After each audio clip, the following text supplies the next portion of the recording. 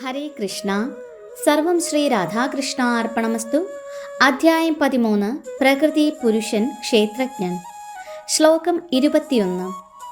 കാര്യകാരണകർത്തൃത്വേ ഹേതുഃ പ്രകൃതിരുച്യതേ പുരുഷഃ സുഖദുഃഖാനാം ഭോക്തൃത്വേ ഹേതുരുച്യതേ.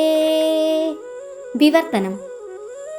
ഭൗതികങ്ങളായ എല്ലാ കാര്യകാരണങ്ങൾക്കും ഹേതു പ്രകൃതിയാണെന്നും ഈ ലോകത്തിൽ വിവിധ സുഖദുഃഖങ്ങൾക്ക് ഹേതു ജീവസത്തയാണെന്നും പറയപ്പെടുന്നു.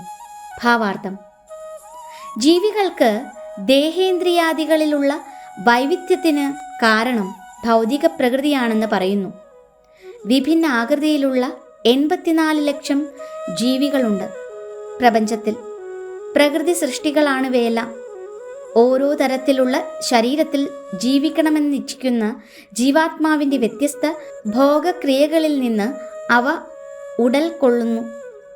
വിവിധ ശരീരങ്ങളിൽ ഇരുന്നു കൊണ്ട് നാനാവിധങ്ങളായ സുഖദുഃഖങ്ങൾ അനുഭവിക്കുകയും ചെയ്യുന്നു. ഈ ഭൗതിക സുഖദുഃഖങ്ങൾക്ക് കാരണം ശരീരമാണ്, ആത്മാവല്ല. ജീവാത്മാവിൻ്റെ സ്വാഭാവിക അവസ്ഥയിൽ അതിന് ആനന്ദം അനുഭവിക്കാമെന്നതിന് സംശയമില്ല. അതുകൊണ്ട് അതാണതിൻ്റെ യഥാർത്ഥ അവസ്ഥ. ഭൗതിക പ്രകൃതിയെ കീഴടക്കാൻ ആഗ്രഹിച്ചതുകൊണ്ടാണ് ജീവാത്മാക്കൾ ഭൗതിക ലോകത്തിൽ വരുന്നത്. ആധ്യാത്മിക ലോകത്തിൽ അങ്ങനെയൊന്നില്ല, വിശുദ്ധമാണത്. ഭൗതിക പ്രപഞ്ചത്തിലാവട്ടെ ശാരീരിക സുഖങ്ങൾക്കു വേണ്ടി ഏവരും കഠിന പ്രയത്നം ചെയ്തുകൊണ്ടിരിക്കുന്നു.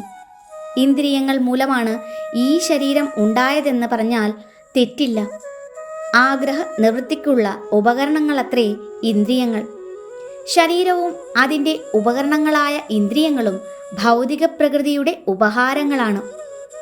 അടുത്ത ശ്ലോകത്തിൽ വിവരിക്കുന്നത് പോലെ തൻ്റെ ആഗ്രഹങ്ങളും ഭൂതകാല കർമ്മങ്ങളും അനുസരിച്ച് അനുഗ്രഹീതങ്ങളോ ശബ്ദങ്ങളോ ആയ പരിതസ്ഥിതികൾ ജീവാത്മാവിന് ലഭിക്കുന്നു. തൻ്റെ ആഗ്രഹങ്ങൾക്കും പ്രവൃത്തികൾക്കുമനുസരിച്ചാണ് ഓരോ വ്യക്തിയെയും ഭൗതിക പ്രകൃതി തനതായ വാസസ്ഥലങ്ങളിൽ എത്തിക്കുന്നത്.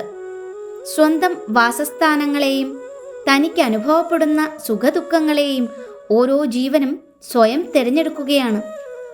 ഒരു പ്രത്യേകതരം ശരീരം സ്വീകരിച്ച ശേഷം ജീവൻ പ്രകൃതിക്ക് അധീനനായി തീരുന്നു. ശരീരം ഭൗതികമാകയാൽ അതിന് ഭൗതിക നിയമങ്ങൾ അനുസരിച്ച് വേണം പ്രവർത്തിക്കുവാൻ. തത്സമയം ആ നിയമത്തെ ലംഘിക്കാനുള്ള ശക്തി ജീവസത്തയ്ക്കില്ലതാനും. ഒരു ജീവാത്മാവിനെ നായയുടെ ശരീരത്തിൽ പ്രവേശിപ്പിച്ചു എന്ന് കരുതുക. ഉടനെ ആ ജീവൻ നായയെപ്പോലെ പ്രവർത്തിച്ചു തുടങ്ങും. അതിന് മറ്റൊരു വിധത്തിൽ പെരുമാറാനാവില്ല. ഒരു പന്നിയുടെ ദേഹത്തിലാണ് അകപ്പെട്ടതെങ്കിൽ ഒരു പന്നിയെപ്പോലെ ജീവിക്കാനും അമേദ്യം ഭക്ഷിക്കാനും നിർബന്ധിതനായിത്തീരുന്നു. ഒരു ദേവന്റെ ശരീരത്തിൽ പ്രവേശിപ്പിക്കപ്പെട്ട ജീവാത്മാവിന് ദേവോചിതമായി പെരുമാറാനിടവരുന്നു. പ്രകൃതി നിയമമാണിത്. പക്ഷേ ഏതു ശരീരത്തിലായാലും ചുറ്റുപാടിലായാലും വ്യക്തിഗത ജീവാത്മാവോടൊപ്പം പരമാത്മാവുമുണ്ട്.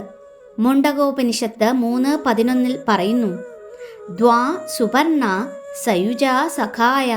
ഭഗവാന് ജീവനോടത്യന്തം കനിവുള്ളതുകൊണ്ട് എവിടെയും എപ്പോഴും പരമാത്മരൂപേണ കൂടെ നിൽക്കുന്നു. ഹരേ കൃഷ്ണ. സർവം ശ്രീ രാധാകൃഷ്ണ അർപ്പണമസ്തു.